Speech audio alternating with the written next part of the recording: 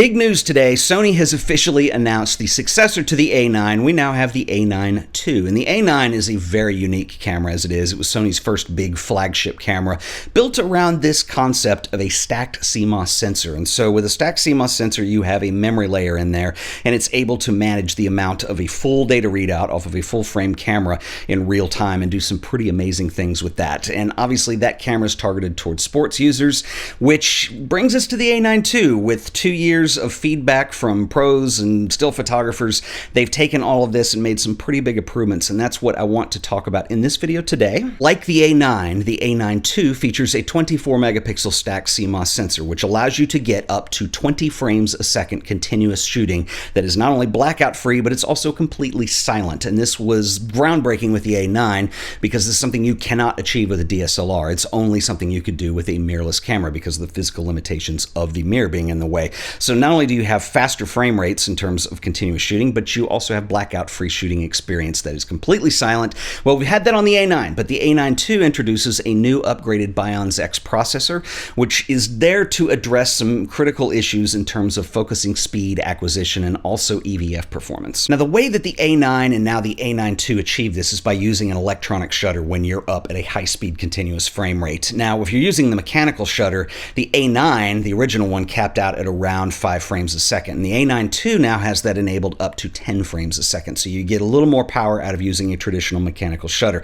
Now, the most interesting thing about all this to me is actually the speed at which calculations inside the camera are made. So autofocus and auto exposure are recalculated 60 times per second. So this camera is actually adjusting things faster than it can shoot. And what's interesting about this to me, and I think this is actually the most beneficial, is I don't shoot a lot of sports. I don't always need a high-speed continuous frame rate.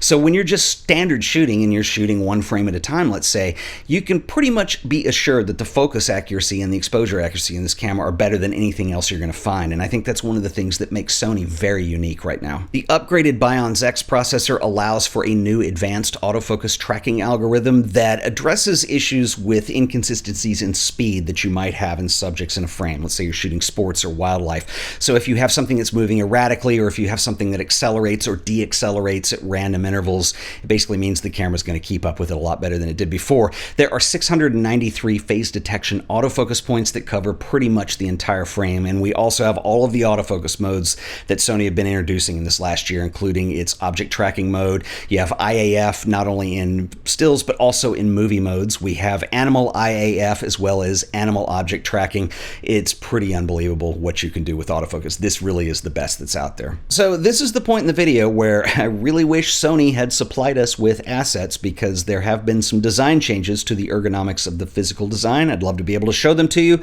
I believe they are in line with what we saw this year on the A7R4, and if that's the case, I can attest to it. They were nice changes.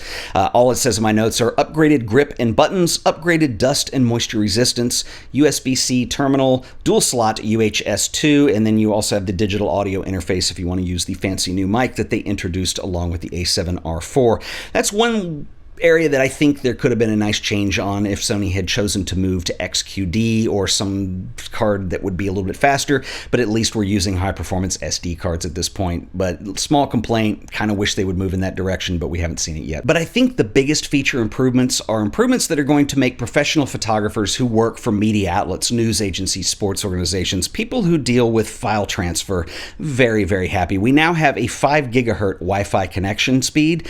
The LAN terminal that you saw on the A9, it's the Ethernet port that's on the side. That was a 100 base T. We now have a 1000 base T LAN terminal for high-speed transfer with versatile FTP transfer options. So for people who work with FTP servers, this is really interesting because now you can store up to 9 in memory, and I think you can even store more to the card. So if you're not fumbling around with usernames and passwords when you're doing stuff like that, my favorite feature on this is you can actually start file transfer while you're shooting. So let's say you're shooting a sporting event or a major news media coverage event, and you need to be able to get stuff to an editor who's going to publish them on a website pretty much immediately, you can start your file transfer so as you're shooting, it starts uploading in the background. And so you're not dealing with a bunch of cards and trying to cram everything up at the last minute, which is really cool. Another really neat feature that I really am excited to try this out, but off of SD cards, you can actually transfer files with the camera powered off. So let's say you're on a shoot, you can put your camera in your backpack and any of your video or still image files you can just start transferring wirelessly. Not real sure how that works with the camera powered off, but that is a very cool feature to have. The A9 II also has upgraded 5-axis image stabilization, which in Sony's words say that it gives you a 5.5 step shutter speed advantage for full frame images. And this is something that I'm actually really interested in being able to actually use a camera to see. I think that Sony have had, well, they have had in-body image stabilization for a while now. Is it industry leading? No. I think Panasonic and Olympus have figured that out. Of course, especially in Olympus's case, they're dealing with a much smaller sensor, but even in full frame Panasonic, I think it's better than what Sony have going on. And that's not to totally insult Sony. I think when the A7 III came out, it was much improved, but it still requires a steady hand to be able to finagle it into what you want it to look like, whereas Panasonic and Olympus have something that's almost gimbal-like in its smoothness, and it makes handheld shooting for not only stills, but particularly video really interesting. And so this is a feature I really want to see when I have a chance to use the camera, which is going to bring me to a few downsides to the A9 of things that I wish it had that it doesn't. First of all, if you are a video shooter, you probably already know that the original A9 did not have the picture profiles for things like S-Log or HLG, things that are pretty much included on every Sony camera, and unfortunately with the A9 II that is still the case.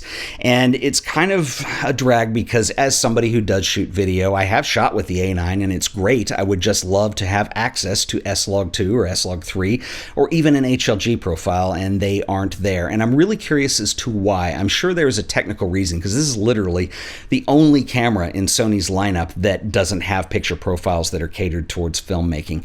If you look at the RX100-7, which came out a few months ago, in many ways, a lot of the things that we're seeing in the A9, even with the viewfinder and the speed and the performance, are always echoed in the RX100 lineup. And we saw that with the RX100-6, later on with the A9, the RX100-7, and now the A9 II. The RX100 is a tiny sensor. It is not full frame. It is little tiny. It is a point and shoot camera. And so I've always thought of the RX100 line as being kind of the proof of concept, where Sony can get that together. That's always released first. And then you see a lot of those things brought to the full frame sensor in the more expensive flagship model.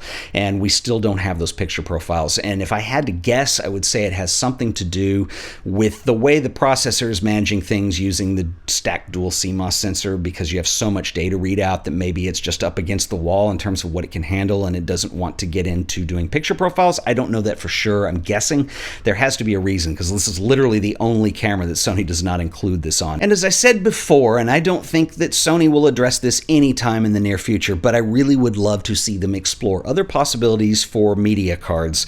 I think that SD cards are fine, but you get a much faster write speed with something like XQD. We are stuck with SD, but at least they're not still trying to support memory stick, and we do have 2 card slots, and they are both UHS-2 SD cards, and so it will support a higher speed transfer, but I think at some point you have to jump into the future with what's going on there. And then there's the issue with the viewfinder. So the A9 II uses the same EVF that is found in the original A9, which is not a complaint because it's a decent viewfinder, but Sony rolled out this amazing, like, top-of-the-line viewfinder this year with the A7R4, and why we don't see that in the A9, I don't know. And it's possibly explained that we have just pushed the technology to the absolute limit, and what we've seen Sony eke out of these cameras is just amazing. And until we get a next gen of processors, or maybe even sensors, or what they're able to do with the dual CMOS design, I don't know. Maybe that's why the picture profiles aren't there. Maybe that's why the EVF isn't there. I know there's a lot of technology that goes behind giving you a blackout-free shooting experience, and maybe it's limited at a certain resolution, but it would have been nice to see them roll out the viewfinder that we saw this year in the A7R4. But I do think the Sony A9 II represents a bit of a win-win, because if you're a professional photographer and what the A9 II feature set provides you is going to be useful, and I think it is extremely useful, I think that it's a really incredible deal because there is no other camera on the market like this. Flagship DSLRs are more expensive than the Sony A9 II. In fact, if you want pricing information, I do have it. US is going to be $4,500 and $5,999 Canadian. Yeah, it's not cheap, but here's where the win-win comes in, because if you don't need that full feature set, I can attest the original A9 is an incredible camera. I've shot a lot on that over the last 2 years. I've been able to shoot sports with it even and use it with some incredible lenses like the 400mm f2.8 G Master or the 600mm G Master. It's amazing, and that camera has come down considerably in price. I don't know if it'll stay there or not, but if you look at what Sony have done historically, with a few exceptions, they generally don't discontinue camera models. They're always available, and so this gives you an incredible camera with the original A9 at a slightly lower price point. Now, that's where I want to hear from you. Is this something that you would consider investing in? Let me know in the comments. I'll see you guys in the next video. Until then, later.